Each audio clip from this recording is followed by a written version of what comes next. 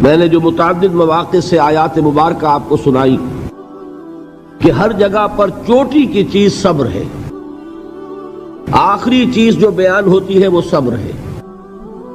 سورۃ العصر میں آخری بات وَتَوَاصَوْا بِالصَّبْرِ یا ایھا الذین آمنوا استعینوا بالصبر والصلاۃ، اے ایمان والو مدد حاصل کرو صبر سے اور نماز سے۔ ان اللہ مع الصابرین، اللہ تعالیٰ صبر کرنے والوں کے ساتھ ہے۔ اور پھر آگے چل کر وبشر الصابرین الذین اذا اصابتهم مصیبۃ قالوا انا للہ وانا الیہ راجعون، اے نبی بشارت دیجئے، خوشخبری دیجئے ان صبر کرنے والوں کو کہ جن پر جب بھی کوئی تکلیف یا مصیبت نازل ہوتی ہے تو کہتے ہیں کہ ہم اللہ ہی کے ہیں اور اللہ ہی کی طرف ہمیں لوٹ جانا ہے۔ صبر کا مفہوم ہے اپنے آپ کو تھامنا، روکنا، برداشت کرنا، تحمل کرنا، اور جو بھی اپنا ایک طے شدہ مقصد ہے کسی بھی مخالفت سے بددل ہوئے بغیر، کسی بھی تکلیف یا مصیبت سے ہراساں ہوئے بغیر اس کی طرف پیش قدمی کیے چلے جانا۔ بڑی سخت سردی پڑ رہی ہے، فجر کا وقت ہے، گرم پانی کا اہتمام نہیں ہے، اب اس وقت فجر کی نماز کے لیے اٹھنا، ٹھنڈا پانی اگر ہے تو وضو تو کرنا ہوگا، اس ٹھنڈے پانی سے وضو کرنا، اس وقت لحاف سے نکلنا ہی بہت مشکل، ٹھنڈے پانی سے وضو کرنا اور مصیبت۔ یہ جب تک انسان میں صبر کا مادہ نہ ہوگا ممکن ہی نہیں۔ اس کو کہیں گے صبر علی الطاعہ، اطاعت پر صبر کرنا۔ ناگواری محسوس ہو رہی ہے لیکن اس ناگواری کو برداشت کرتے ہوئے انسان اللہ کے حکم کے اوپر جمع رہے، اللہ کے حکم پر عمل کرے۔ یہ کیا ہے؟ یہ صبر ہے۔ اگر یہ صبر نہیں ہے تو ظاہر بات ہے کہ انسان اللہ کے اس حکم پر عمل نہیں کر سکے گا۔ صبر کا مادہ نہیں ہوگا تو آپ کام نہیں کر سکیں گے۔ اور اسی کا ایک دوسرا رخ ہے، جب آپ دعوت حق کے لیے کھڑے ہوں گے پہلا قدم کیا آتا ہے؟ استہزاء، تمسخر، مذاق اڑانا، جس کی میں مثال اب دینا چاہتا ہوں محمد الرسول اللہ صلی اللہ علیہ وسلم کی شخصیت سے۔ دیکھیے ہم کیا اور ہماری بساط کیا، ہم کیا مبلغ ہوں گے، کیا داعی ہوں گے، ہمارے اپنے دامن پر داغ ہوتے ہیں، لیکن یہ کہ محمد الرسول اللہ کے دامن پر کوئی داغ تھا؟ ان کو تو سارے مکے والے الصادق الامین کہتے تھے، نہایت محبوب شخصیت تھے، ان کے لیے تو جا صادق جا الامین یہ الفاظ سننے میں آتے تھے، آنکھوں کا تارا۔ لیکن جب آپ نے دعوت اب شروع کی، اب قرآن مجید میں دیکھیے کسی نے کہا مجنون ہو گئے، دماغ خراب ہو گیا، پاگل ہو گئے، اجی شاعر ہیں، کچھ شعر جوڑ لیتے ہیں ہم پر دھوس جماتے ہیں۔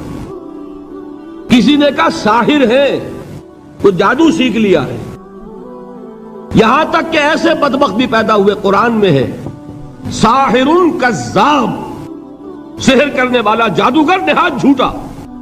یہ الفاظ کہے جا رہے ہیں کس کی شان میں؟ محمد الرسول اللہ صلی اللہ علیہ وسلم۔ قرآن میں نقل کیا گیا یا ایھا الذی نزل علیہ الذکر انک لمجنون۔ کبھی آپ نے اس کا ترجمہ سوچا؟ ہے وہ شخص، دیکھیے تصور کیجئے حضور جا رہے ہیں، تشریف لے جا رہے ہیں، کسی دعوت میں ہے، تبلیغ میں، یا ویسے ہی تشریف لے جا رہے ہیں، اور کوئی ایک جمگھٹا ہے لوگوں کا، ادھر سے فقرہ آتا ہے، تیر کی طرح لگتا ہے دل میں جا کر محمد کے صلی اللہ علیہ وسلم۔ اے وہ شخص جس کا یہ خیال ہے کہ اس پر کوئی ذکر نازل ہو رہا ہے، ہمارے خیال میں تو تمہارا دماغ خراب ہو گیا ہے۔ یا ایھا الذی نزل علیہ الذکر انک لمجنون، کہا کہ نہیں کہا؟ اور یہ نہ سمجھیے کہ حضور صلی اللہ علیہ وسلم کے قلب مبارک کو تکلیف نہیں ہوتی تھی۔ میں قرآن سے ثابت کروں گا، میں کہیں کوئی کہانیاں بیان نہیں کرنا چاہتا۔ قرآن نے کہا ہے وَلَقَدْ نَعْلَمُ انک یضیق صدرک بما یقولون، اے نبی ہمیں خوب معلوم ہے صلی اللہ علیہ وسلم کہ جو کچھ یہ لوگ کہہ رہے ہیں اس سے آپ کا سینہ بھجتا ہے، یہ جو گھٹن ہوتی ہے، صدمہ ہوتا ہے۔ انک یضیق صدرک بما یقولون، ہمیں خوب معلوم ہے کہ جو کچھ یہ باتیں آپ کو سننی پڑ رہی ہیں، یہ کڑوی کسیلی باتیں، یہ جو فقرے چست ہو رہے ہیں، استہزاء ہو رہا ہے، تمسخر ہو رہا ہے۔ سورہ حجر میں ہے، ایک جگہ کھڑے ہوئے لوگ قرآن کا مذاق اڑا رہے ہیں، بھائی فلاں آیت تم لے جانا، فلاں آیت میری ہوگی، اس کے ٹکڑے کر رہے ہیں، اس کے ٹکڑے حصے بکھرے کر کے قیمہ بنا کر ان آیات کا تمسخر اڑا رہے ہیں۔ ایک جگہ قرآن مجید میں مذکور ہے کہ فرشتوں کا مذاق اڑ رہا ہے، بھائی یہ دیکھو محمد نے کہا ہے صلی اللہ علیہ وسلم کہ جہنم پر تو کل 19 فرشتے ہیں، علیہا 19 قرآن میں آیت نازل ہوئی۔ ایک پہلوان کہتا بھائی 10 کو تو میں سنبھال لوں گا، باقی 9 کا تم انتظار کر لو۔ یہ باتیں آ رہی ہیں حضور کے کانوں میں، کلام الہی کے ساتھ کیا سلوک ہو رہا ہے، مجھ پر کیا فقرے چست کیے جا رہے ہیں، مجھ پر جس طریقے سے استہزاء اور تمسخر کا رویہ اختیار کیا گیا ہے، دل بھج رہا ہے، دل میں صدمہ ہے۔ دیکھیے سورہ نون ہے، اور میرے نزدیک یہ دوسری وحی ہے جو حضور پر نازل ہوئی ہے، اس کی ابتدائی آیات، نون والقلم وما یسطرون ما انت بنعمت ربک بمجنون وان لک لاجرا غیر ممنون وانک لعلی خلق عظیم فستبصر ویبصرون بأیکم المفتون ان ربک هو یعلم بمن ضل عن سبیلہ وهو اعلم بالمہتدین۔ نون، قسم ہے قلم کی اور جو کچھ یہ لکھتے ہیں۔ اے نبی آپ اپنے رب کی نعمت سے مجنون نہیں ہیں۔ یہ کیوں کہا جا رہا ہے؟ حضور کو جو صدمہ پہنچا ہے وہی نازل ہوئی ہے دل جوئی کے لیے، تسلی کے لیے۔ آپ کیوں برا منا رہے ہیں؟ اے نبی آپ کیوں صدمہ اور رنج اور اندوہ محسوس کر رہے ہیں؟ ان بدبختوں کے کہنے سے کوئی آپ مجنون ہو جائیں گے؟ مانتا بے نعمت ربک بمجنون وَإِنَّ لَكَ لَأَجْرًا غَيْرَ مَمْنُونَ، آپ کو جو یہ صبر کرنا پڑ رہا ہے، آپ کو جو یہ جھیلنا پڑ رہا ہے، اس کی وجہ سے آپ کو وہ اجر ملے گا جس کا سلسلہ کبھی منقطع نہیں ہوگا۔ وَإِنَّكَ لَعَلَىٰ خُلُقٍ عَظِيمٍ، اور اے نبی آپ تو خلق عظیم کے حامل ہیں۔ آپ کا اخلاق، آپ کا کردار، آپ کی سیرت، آپ کی شخصیت میں طہارت، نفاست، پاکیزگی، آج تک دنیا نے کوئی پاگل، کوئی مجنون ایسا بھی دیکھا؟ یہ ساری باتیں اللہ تعالیٰ حضور کی دلجوئی کے لیے فرما رہے ہیں۔ اس سے آپ اندازہ کیجئے کہ کتنا صدمہ ہوتا ہوگا۔ یہی ہے، اس ساری چیز کو جمع کیجئے تو یہ چیز کیا ہے؟ وَاصْبِرْ عَلَىٰ مَا يَقُولُونَ وَاهْجُرْهُمْ هَجْرًا جَمِيلًا، صبر کرو اے نبی، صبر کرو اے محمد صلی اللہ علیہ وسلم، جھیلو اور برداشت کرو اس پر جو یہ کہہ رہے ہیں۔ یریدون لیطفئوا نور اللہ بافواہہم، یہ چاہتے ہیں کہ اللہ کے نور کو اپنے منہ سے بجھا دیں، پھونکے مار کے ہی بس۔ نور خدا ہے کفر کی حرکت پہ خندہ زن، پھونکوں سے یہ چراغ بجھایا نہ جائے گا۔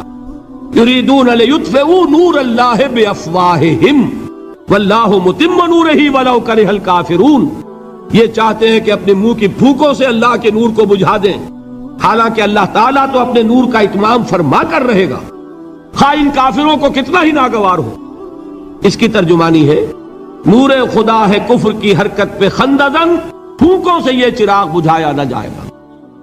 یہی وجہ دیکھیے مکی صورتوں میں خود نبی اکرم صلی اللہ علیہ وسلم کو اتنے مختلف پیرایوں میں صبر کا حکم دیا گیا۔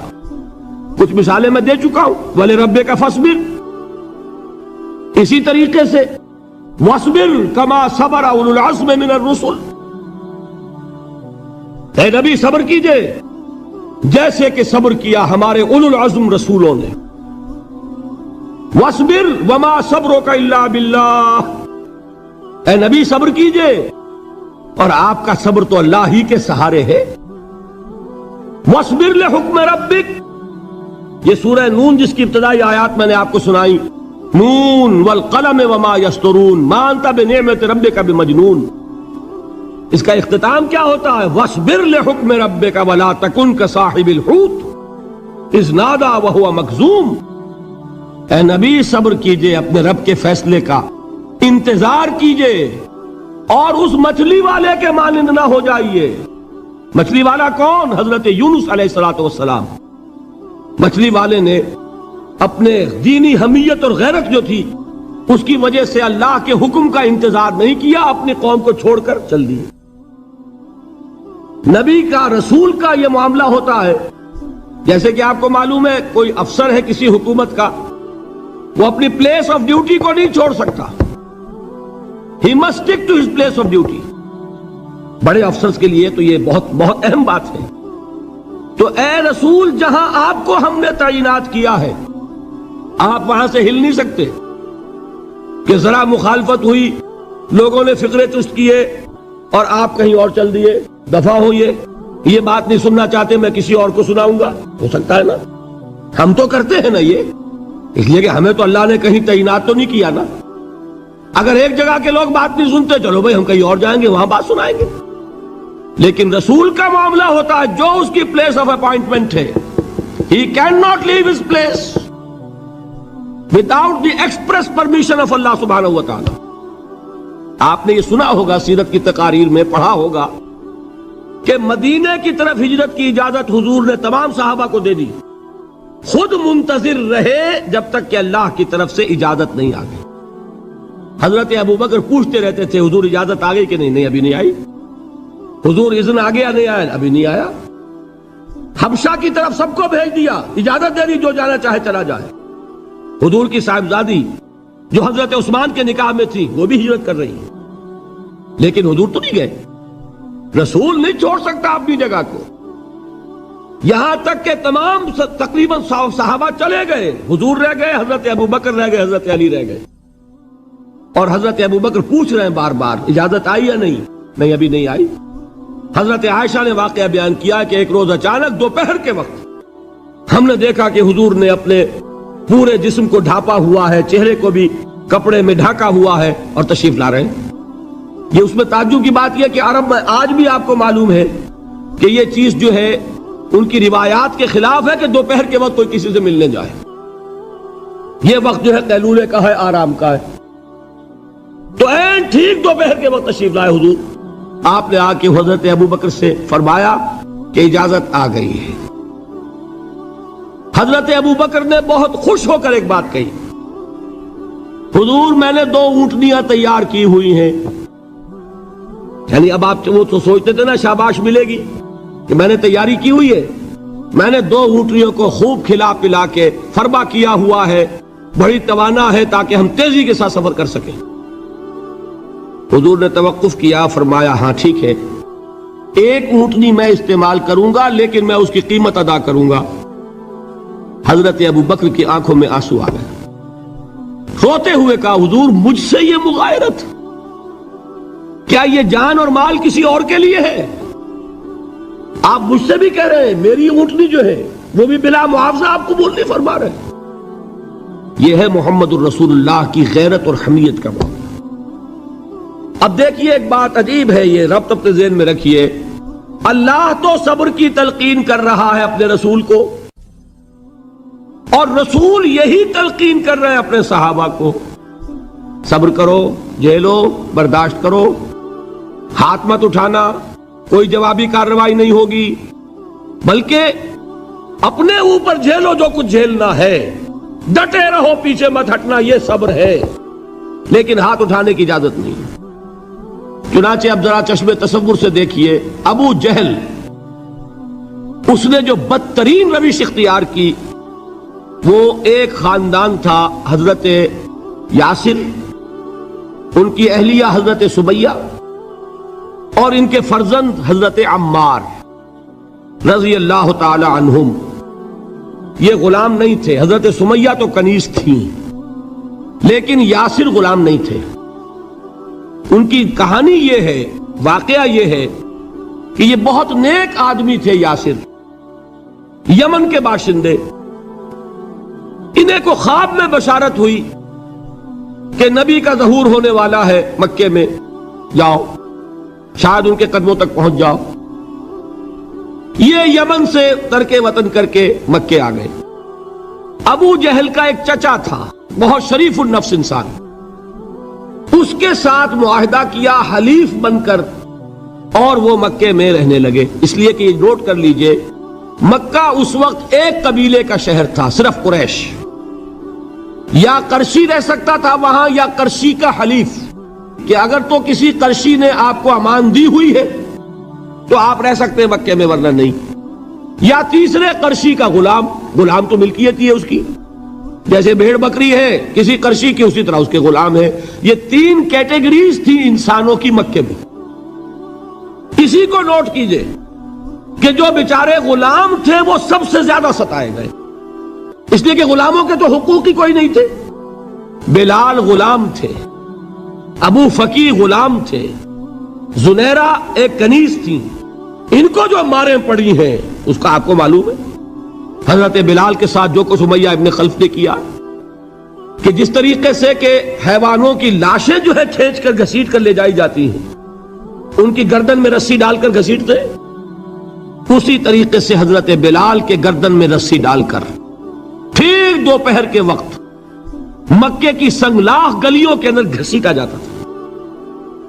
نیچے زمین جل رہی ہے توے کی طرح، اور ویسا بھی ہوتا تھا کہ چت لٹا دیا، اوپر سے وہ آگ مکے کا کہ سورج جو ہے ذرا نوٹ کیجئے، آگ برسا رہا، نیچے زمین توے کی طرح جل رہی ہے، اور ایک بھاری سل بھی لا کر جو ہے سر پر رکھ دی، چھاتی پر رکھ دی گئی ہے کہ آواز نہیں نکل رہی، جھاگ نکل رہے منہ سے، لیکن اس حال میں بھی احد احد احد، ایک ایک اللہ، قل هو اللہ احد، الفاظ نکل رہے۔ یہ ہے وہ صبر، صبر علی الابتلاء، صبر علی الایذاء۔ یہ ابتلاء اور ایذاء پر صبر ہے، جھیلو برداشت کرو، اس توحید پر قائم رہو، محمد کی رسالت کے اقرار کرتے رہو صلی اللہ علیہ وسلم، لیکن ہاتھ نہیں اٹھانا۔ اب میں آپ کو بتا رہا تھا یہ تو غلام تھے، یہ جو تھے یاسر یہ حلیف تھے، غلام تو نہیں تھے نا۔ البتہ وہ ابو جہل کے چچا کی کنیز تھی یہ سمیہ، انہوں نے اجازت لے کر ان سے نکاح کر لیا، یہ تو کنیز رہیں گی۔ بیٹا جو ہوا وہ بھی ایک طرح سے جب کنیز زیادہ ہے تو غلام ہو گیا، عمار ابن یاسر۔ وہ جو شخص تھا بہت شریف النفس ابو جہل کا چچا، وہ مر گیا، اب ابو جہل جو ہے اس خاندان کا سربراہ ہے، لہذا یہ تینوں جو افراد ہیں وہ اس کے رحم و کرم پر ہیں۔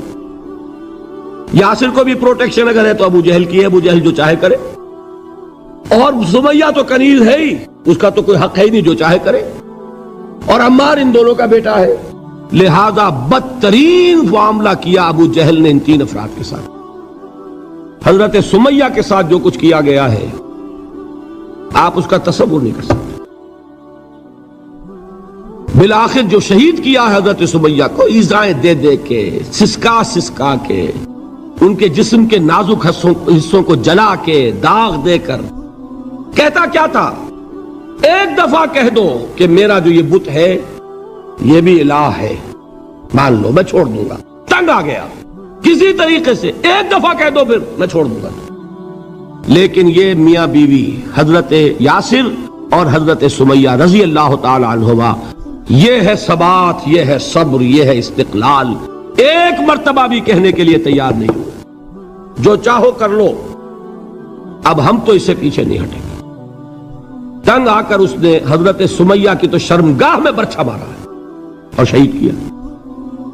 حضرت یاسر کے بارے میں ایک روایت یہ ہے، ستا ستا کے، تنگ کر کر کے، آخر کار جو ختم کیا، انہیں شہید کیا کس طرح، 4 سانڈ اونٹ جوان، ان سے رسے باندھے، ایک رسے سے ایک بازو باندھا، دوسرے سے دوسرا بازو باندھا، تیسرے سے ایک ٹانگ باندھی، چوتھے سے دوسری ٹانگ باندھی، اور چاروں کو دوڑایا ہے کہ جسم کے پرخچے ہو گئے۔ اس وقت سامنے سے حضور گزرتے تھے جبکہ آل یاسر کے ساتھ یہ معاملہ ہو رہا ہے، کیا فرماتے تھے، اسبروا یا آل یاسر فإن موعدکم الجنہ، اے یاسر کے گھر والوں صبر کرو، جھیلو، اس لیے کہ تمہارے وعدے کی جگہ جنت ہے۔ اللہ تعالیٰ ادھر آنکھ بند ہوگی، ادھر جنت میں تمہارا داخلہ ہو جائے گا۔ یہ ہے تواصوا بالصبر والعصر ان الانسان لفی خسر۔ یہ تواصوا بالصبر پر کون عمل کر رہا ہے؟ محمد الرسول اللہ صلی اللہ علیہ وسلم۔ دے تو بھی محمد کی صداقت کی گواہی۔ یہ صداقت کی گواہی دیتے ہوئے انہوں نے اپنی جانیں دے دی۔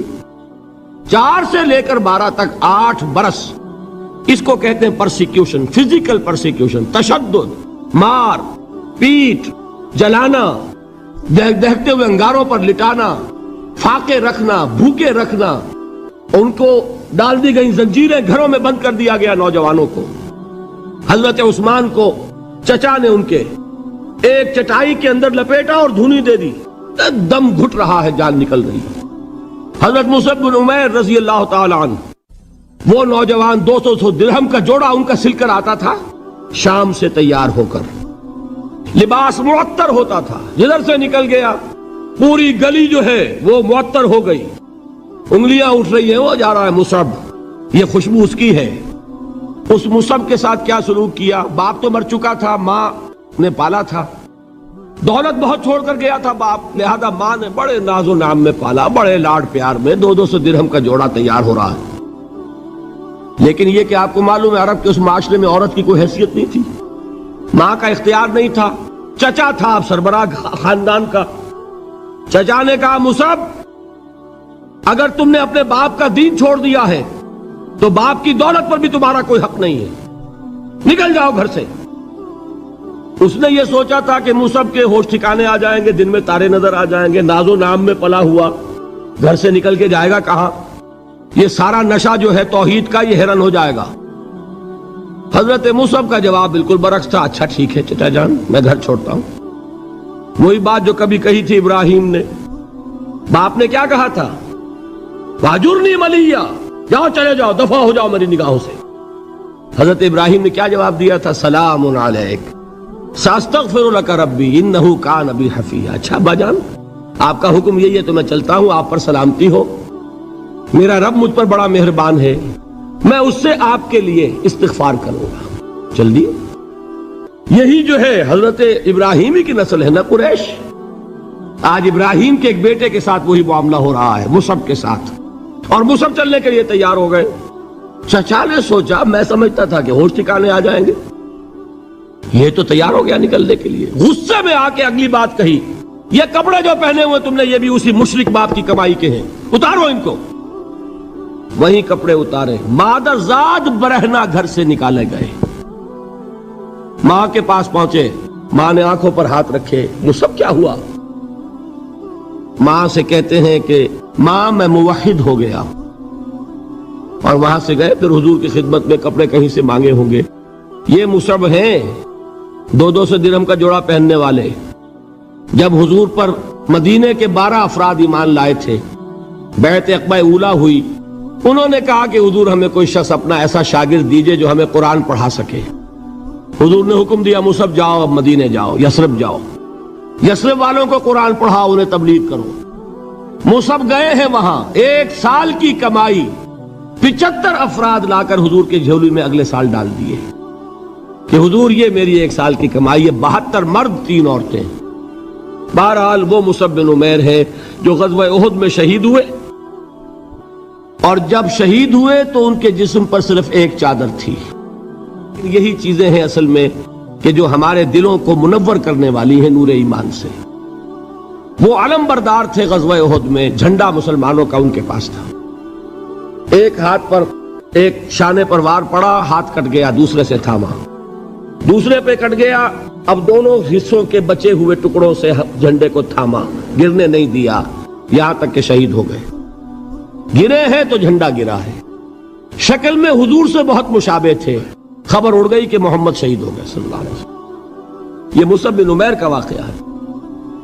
جب ان کو اب دفن کرنے کا وقت آیا، اور شہید کے لیے کفن جو ہے اس کا وہی لباس ہوتا ہے جو شہادت کے وقت ہو، حضور کے سامنے ایک پرابلم پیش کیا گیا۔ حضور مصعب کے جسم پر تو ایک چادر تھی، اور وہ چادر بھی اتنی چھوٹی ہے یعنی 2 گز کی چادر بھی نہیں ہے، اس سے اگر سر ڈھانپتے ہیں مصحف کا تو پیر کھل جاتے ہیں، پیر ڈھانپتے ہیں تو سر کھلتا ہے، کیا کریں؟ حضور نے فرمایا سر ڈھانپ دو چادر سے اور پیروں پر گھاس ڈال دو۔ یہ آخری لباس ہے جو محمد کے اس دیوانے کو اس دنیا سے رخصت ہوتے ہوئے ملا ہے، جس کا 200 درہم کا جوڑا چلتا تھا۔ یہ ہے صبر۔ برداشت کیا کہ نہیں کیا؟ یہ خباب بن الارت پیشے کے لحاظ سے لوہار تھے۔ سوچئے ایک زندہ انسان کو دہتے ہوئے انگاروں پر لٹایا جا رہا ہے، ان انگاروں سے کھال جلی، کمر کی چربی پگھلی، اس پگھلنے والی چربی سے وہ انگارے ٹھنڈے پڑے۔ یہ سب کچھ جھیل رہا ایک شخص۔ سوچنے والوں نے سوچا نہیں ہوگا کیا جرم تھا ان کا، تو بڑا شریف آدمی ہے، بہت اچھا کاریگر ہے، وقت پر کام دیتا ہے، مناسب اجرت لیتا ہے، یہ کیا ہوا؟ یہ کوئی جرم نہیں، جرم صرف ایک ہے، ایک اللہ کو مانتا ہے اور محمد کے دامن سے وابستہ ہے صلی اللہ علیہ وسلم۔ فاستعینوا بالصبر والصلاۃ، مدد حاصل کرو کس سے؟ صبر سے اور نماز سے۔ ان اللہ مع الصابرین، جان لو کہ اللہ تعالیٰ صبر کرنے والوں کے ساتھ ہے۔ ولا تقولوا لمن يقتل في سبيل الله اموات، اور ہرگز نہ کہو اسے جو اللہ کی راہ میں قتل ہو جائے کہ وہ مردہ ہے۔ بل احیاء ولکن لا تشعرون، نہیں، وہ زندہ ہے لیکن تمہیں ان کا شعور نہیں ہے۔ اور سنیے اب یہ آیت اہم ترین ہے صبر کے موضوع پر۔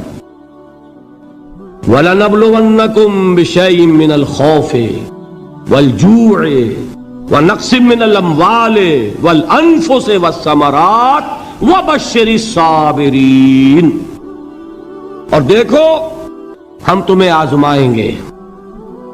وَلَنَبْلُوَنَّكُمْ، ہم لازماً آزمائیں گے تمہیں، بِشَيْءٍ مِّنَ الْخَوْفِ، خوف کی کیفیت طاری کر کے، والجوع، بھوک، فقر اور فاقہ، ونقص من الاموال، مالی نقصان، والانفس، جانی نقصان، والثمرات، اور ثمرات، پھلوں اور میووں کا نقصان۔ میرے نزدیک یہاں پر ثمرات کا مفہوم ایک اور بھی ہے۔ ایک تو صاف تھا کھجور کی فصل تیار ہے، غزوہ تبوک جانے کا حکم مل گیا، کون اتارے گا؟ اور کھجور وقت پر اتری نہیں، برباد ہو جائے گی۔ یہ ہو رہا ہے نا میووں کا نقصان۔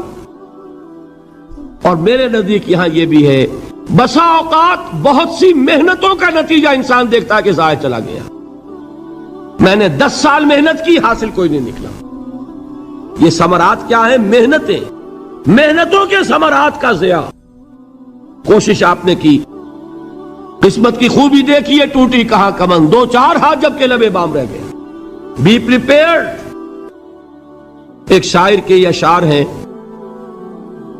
یہ فصل امیدوں کی ہمدم اس بار بھی غارت جائے گی، سب محنت صبح و شاموں کی اب کے بھی اکارت جائے گی۔ میرے نزدیک یہ ثمرات کا جو لفظ یہاں آیا ہے، وَنَقْصٍ مِّنَ الْأَمْوَالِ وَالْأَنفُسِ وَالثَّمَرَاتِ، سب محنت صبح و شاموں کی اب کے بھی اکارت جائے گی۔ دھرتی کے کونوں کھدروں میں پھر اپنے لہو کی کھاد بھرو، پھر مٹی سینچو اشکوں سے، پھر اگلی رت کی فکر کرو، پھر اگلی رت کی فکر کرو، جب پھر ایک بار اجڑنا ہے۔ ایک فصل پکی تو بھر پایا، تب تک تو یہی کچھ کرنا ہے۔ ایک مقصد ہے سامنے، انقلاب برپا کرنا ہے۔ ایک کوشش ناکام ہو جائے کوئی پرواہ نہیں، نیکسٹ، پھر تیار رہو ناکامی کے لیے۔ ایسا نہ ہو جو انگریزی میں کہتے ہیں hope for the best but be prepared for the worst. ایسا نہ ہو کہ دوسری مرتبہ ناکام ہو کے بددل ہو جاؤ، تمہاری ہمتیں جواب دے جائیں، نہیں، پہلے سے تیار رہو کہ دوسری مرتبہ بھی ناکامی آئے تو آئے، لیکن جب تک کہ کامیابی حاصل نہیں ہوتی ہمیں یہ کام کیے چلے جانا ہے۔ دیکھیے سیرت میں آیا کہ نہیں یہ واقعہ؟